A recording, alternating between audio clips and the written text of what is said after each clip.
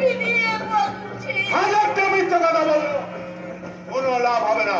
এই এমএলএ হরিদাস মহোদয়ের মেয়ের সঙ্গে ওর ছেলের বিয়ে হবে, আর ওই বিয়েতে তোমাদের মতো ভিকিরে বাড়ির ভেতর ঢুকতে পারবে না। তবে রাস্তায় কাঙালি ভোজনের ব্যবস্থা থাকবে, সেখানে গিয়ে তোমরা মা মেয়ে মিলে পোলাও বিরিয়ানি খেয়ে যেও। আপাতত বিদায় হওয়া এখান থেকে, তাহলে দারোয়ান দিয়ে হাত ধাক্কা ব্যবহার করে দেবো। ভজন, ভজন, দাদা আমাকে ফিরিয়ে দেবেন না, আমি আপনার পায়ে ধরে বলছি, এই বিধবার মাথার উপরে আপনি ছাড়া যার কেউ নেই। ওই বড় মেয়েটার কথা ভাবুন, আপনার ছেলের মোহর আশা নিয়েই রাজি বড় হয়েছে। কত বড় কথা! একটা রাস্তার ধুলোয় পড়ে থাকা মেয়ে রাজমহলে সিঁদুর পেতে পারে না। এই যে ভজনের ছেলে আছে, ওর সঙ্গে মেয়ের বিয়ের ব্যবস্থা করো। ভজন, চলো ভগবান, তোমার কেমন বিচার!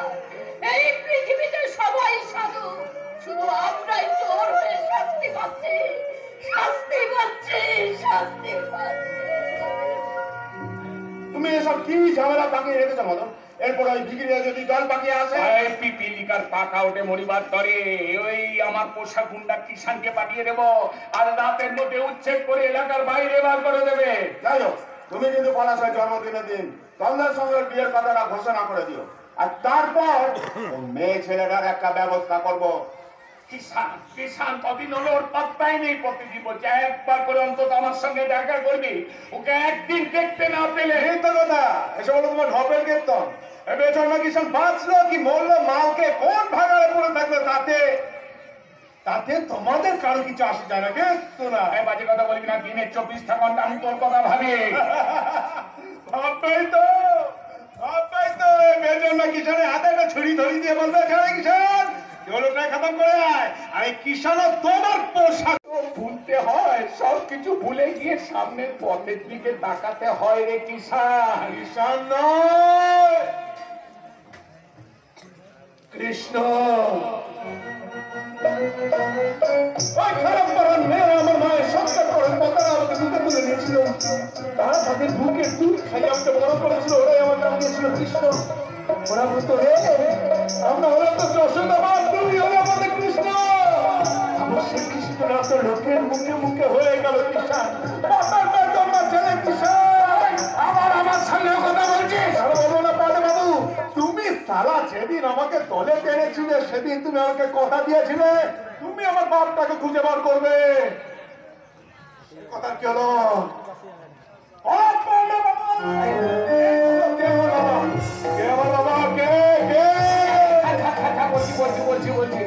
চারিদিকে লোক লাগিয়ে দিয়েছি, খবর পাওয়া মাত্র তোকে আমি সেখানে নিয়ে যাবো। বাবা নিয়ে চলো, আমি তাহলে অনেক নিরীহ মানুষের গলায় ছুরি চালিয়েছি, কিন্তু সে ছুরিটা ছাড়া তো নিশ্চয় পাপের গলা।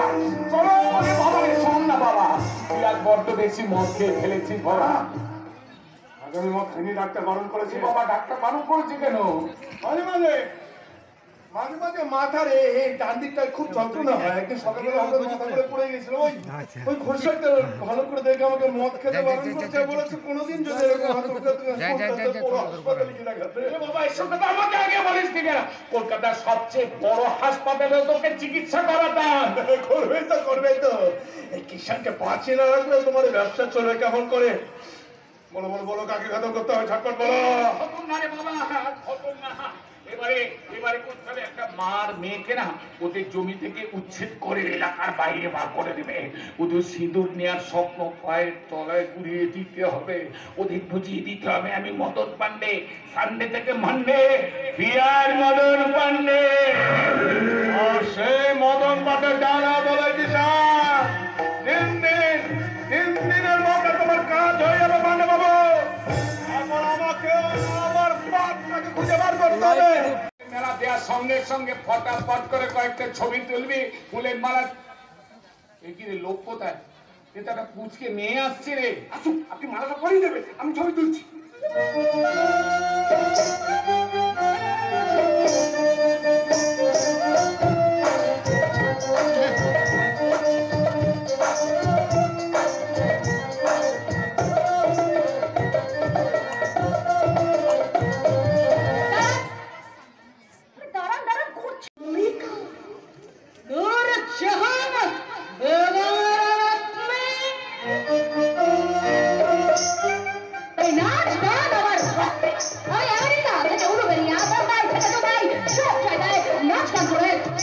কি এমন আচরণ করে সেই বসে এত টাকা রোজগার করবে?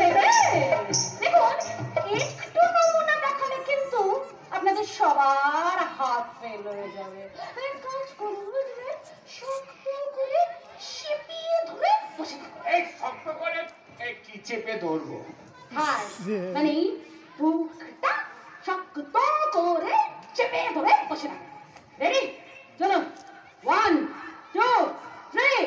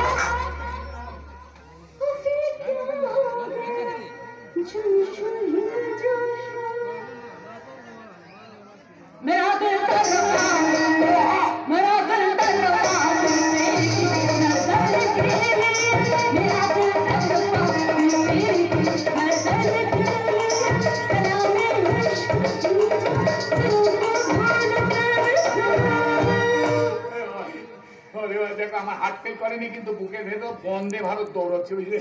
এই সোনার টোপা খুলে না এই অপারেশনের সিঁদুর।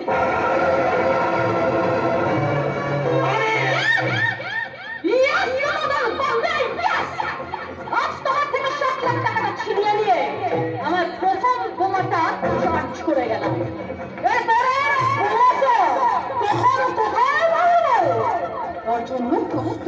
তুমি আমাকে চেনো না, আমি মদন পান্ডে, সামনে থেকে মান্ডে থিয়ার মদন পান্ডে।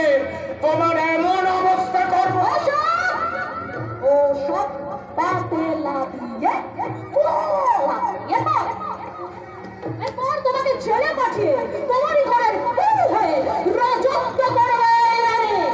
তোমার গাড়ি বাড়ি ব্যবসা রেসর্ট টাকা পয়সা সব কিছু আমাদের ঘরে আনে। তারপর শুধু সানডে থেকে মন্ডে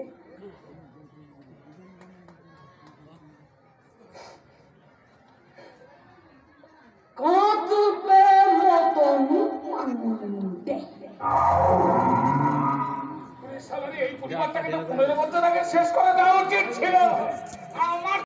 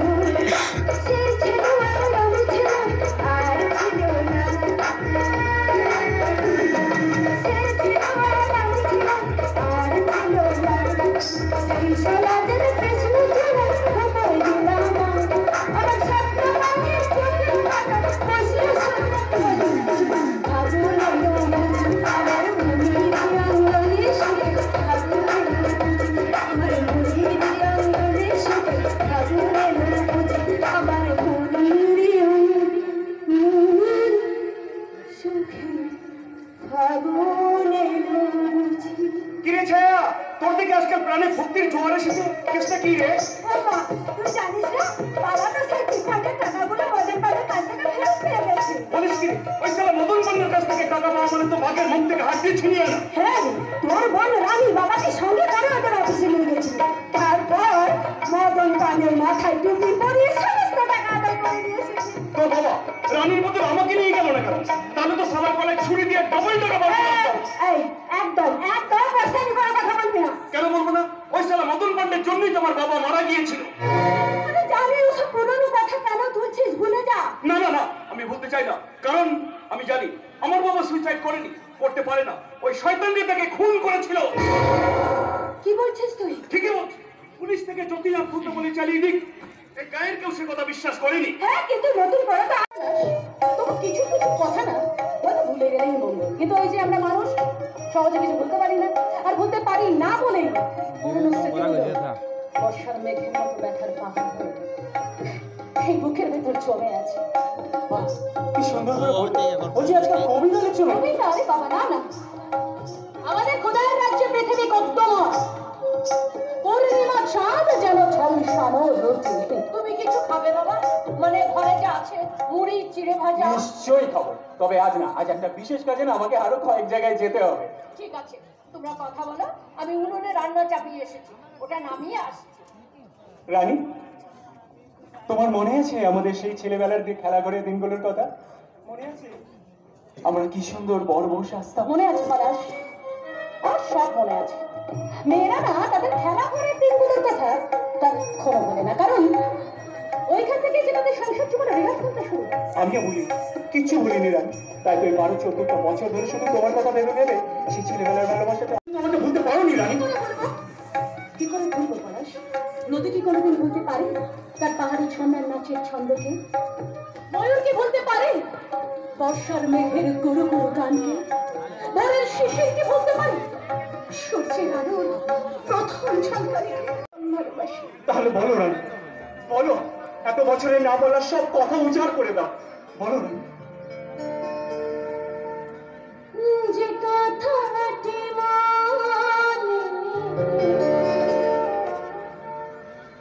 রেখেছি গোপনে,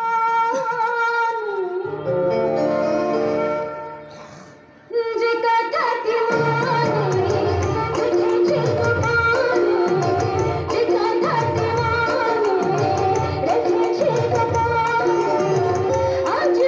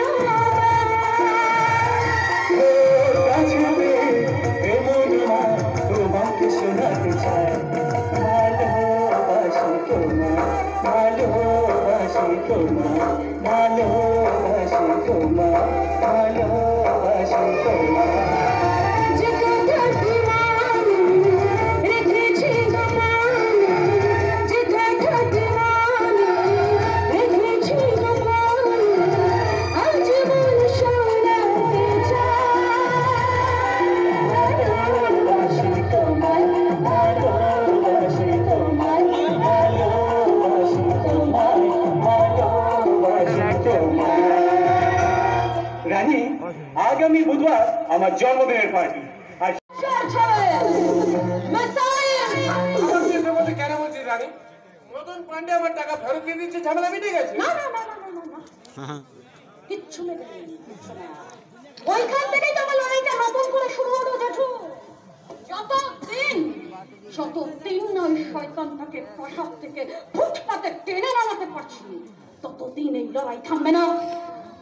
আমার মায়ের পায়ের কাছে মাথা নামাতেই হবে ওই মদন পান্ডেকে। মদন পান্ডের গায়ে যে একটা কাঁটা আছে দেবে, আমি তার গলার নলিতে গান পুড়িয়া চালিয়ে দেবো, গান পুড়িয়া। কে তুমি? এবার কাকে চাই তোমার? আমি কিশোর, কিশোর মস্তা। দুটো মার্ডার, একটা দাঙ্গার কেস আছে আমার নামে, লেকিন কোই মাইকেল আমাকে জেলে ঢোকাতে পারবে না। আমার বস মদন পান্ডে চুটকিস দিয়ে খালাস করেন না, চুটকিস বুঝলাম, কিন্তু এসব কথা আমাদের ঘরে কেন শোনাচ্ছে বাবা? আমরা তোমার কোনো ক্ষতি করিনি। এখানে রানী কে আছে? রানী মুখার্জি। আমি রানী মুখার্জি। বলো আমার সাথে কি দরকার, বলো। তুমি রানী মুখার্জি? শোনো, এই কিশোর কখনো কোনো মেয়ে মানুষের সঙ্গে কোনো লাফড়া করতে চায় না। ভালো মুখে বলছি, কাল সকালবেলা বাক্স পেটটা ঘটি গামছা নিয়ে ঘর খালি করে দিয়ে চলে যাবে। আচ্ছা, কি বল? তো তুমি কোথাকার কে? যে তোমার কথা একেবারে ঘর খালি করে দিয়ে চলে যাবো? ওই জেঠু আমাদের বাড়িওয়ালা, উনি যতদিন না বলছেন। তাহলে তুমি ওকে ঘর খালি করে দিতে বলে দাও তো জেঠু সোনা। ওকে আমি এই কথা কেমন করে বলবো? ও তো প্রত্যেক মাসে ভাড়া দিয়ে দিচ্ছে, বাকি বাকি কিচ্ছু নেই। ও বলতে হবে না, তোমাদের ঘরে আমি আগুন দিয়ে দেবো, আগুন। ক্ষমতা থাকলে তাই দাও, কিন্তু আপাতত জেনে রাখো আমরা এই ঘর ছেড়ে যাচ্ছি না। একই সঙ্গে একদম মাস্তানি করবে না। তুমি করছো বাবা, হ্যাঁ তুমি করছো। দেখো পুলিশ